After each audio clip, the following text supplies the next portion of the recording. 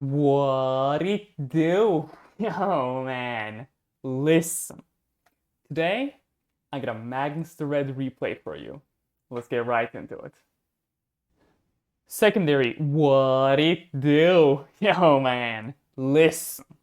Today, I got a Magnus the Red replay for you.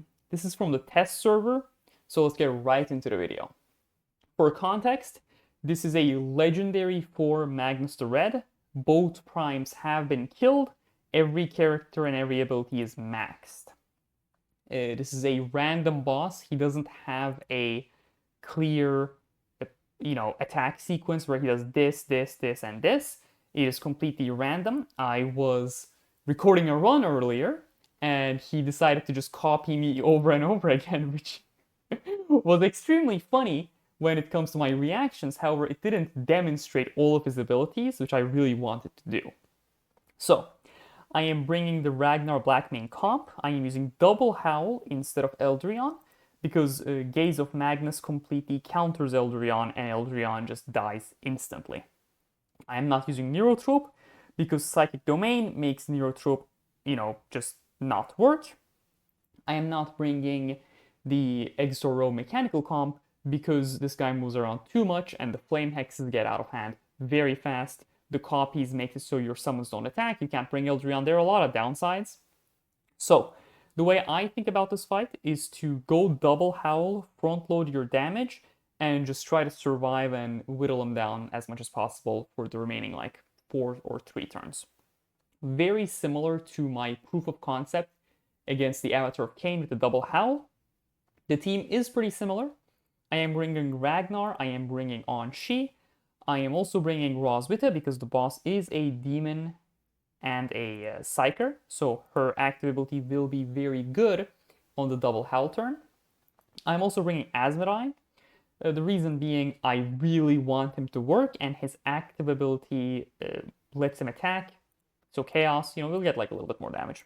It is capped, so it's not as crazy, but it is what it is. There's also Karn the Betrayer. I just like him.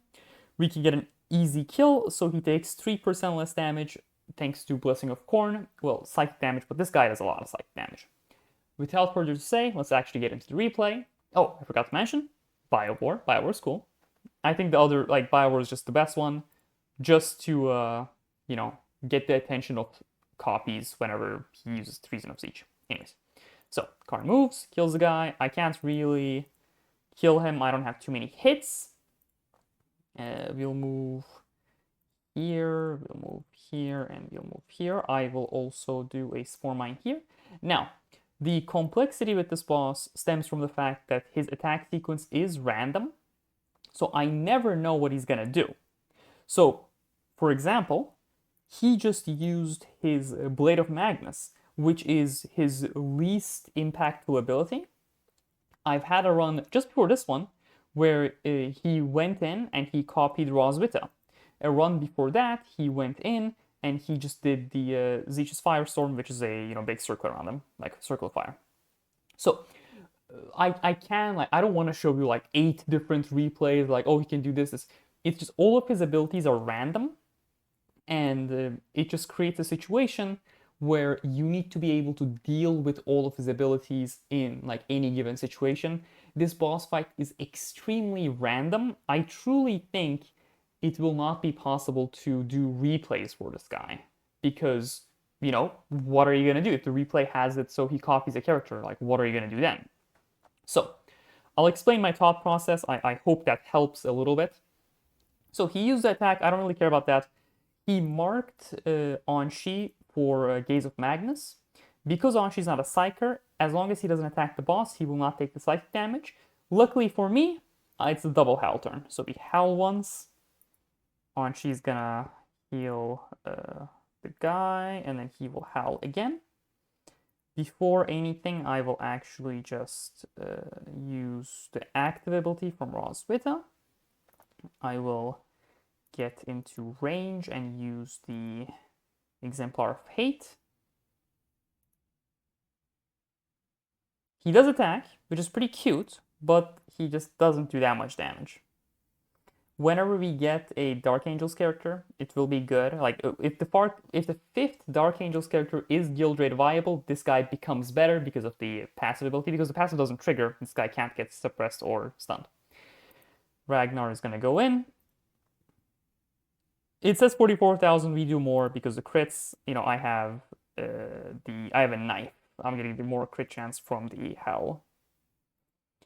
And we are going to use a Kill Main Burn, which does like a reasonable amount of damage. I didn't do as much as other times, but it's fine.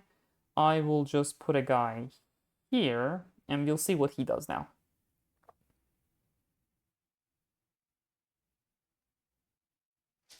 Okay, so it's an unfortunate situation.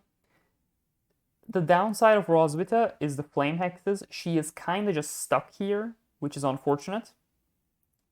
Enemy has, like, and Karn is also stuck. Like, this is the problem. The Terminators, their ranged attacks do flames, so movement is a massive problem. So I'm going to put that here. I am actually just going to, yeah, just do that. And might as well try to take care of this guy. Now remember, both Roswitha's and Asmodee's active abilities, they do linger for a little bit. For one turn specifically. Ooh, I didn't crit there, unfortunate. So we'll see. I do think this is 9, this is 6,000. Okay, so we'll try to, okay, we killed her, cool. Go past the turn. Okay, there. Ragnar had the gaze, and I didn't respect it, so I took a lot of damage. Now, here he does the flame hex. As long as I'm not standing in the flame, I'm fine. I will read the gaze of Magnus again. At the beginning of Magnus, if the character Psycho attack Magnus, or it attacked Magnus specifically, so I will go after this Rubric Marine.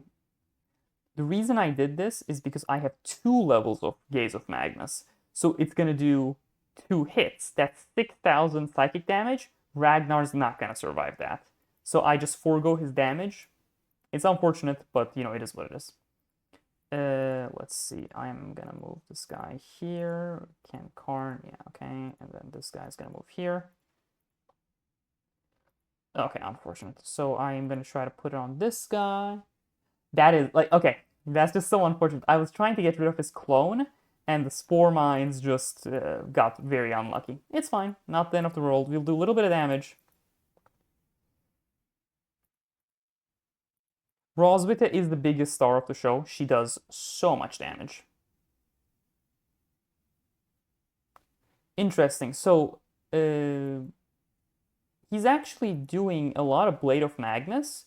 This isn't common. I mean, he doesn't have that many. He has gaze, like he does gaze every turn. He does Zeech's Firestorm. He does the copy. Like he's, it's surprising. That's what that's what I think. So I have 2 turns. I don't think he's gonna do enough damage. I have 3 levels of gaze. So yeah, this is not okay. Okay, we did destroy it. Karn will get out of the way now. This guy, he'll take a little bit of flame damage, but it's fine. We'll do this, we'll get here, and then we will get here. As you can see, the bulk of our damage came from turn 1. And the rest, we're just trying to survive. So here, it's the last turn, so Gaze of Magnus, it doesn't really matter. It's 4 stacks. Which will be horrible. Anyways, goodness. Okay, so we'll move this guy here. We'll do a little bit of attacking. We'll attack with this guy. It doesn't matter where I end up or even attack with this guy, because what's gonna... Oh my god, wait. Sorry. I almost messed it up. It takes a little bit, because it's over at this point. So this guy is just gonna get here. And she's just gonna do 12,000. Now, this was 400,000 damage. I could have brought in High Marshal Helbrecht instead of Asmodee, and I think that would have done significantly more damage. However, what can I say? I'm the biggest Asmodee glazer there is. So I hope this was helpful in the sense that I explained my thought process behind why I was doing what I was doing, because this guy is random. In that sense, he is the hardest boss because it's very difficult to solve him. You have to adapt to every single situation. However, despite the fact that we can bring a very limited amount of characters against this boss, I think he is the most fun boss because he's random.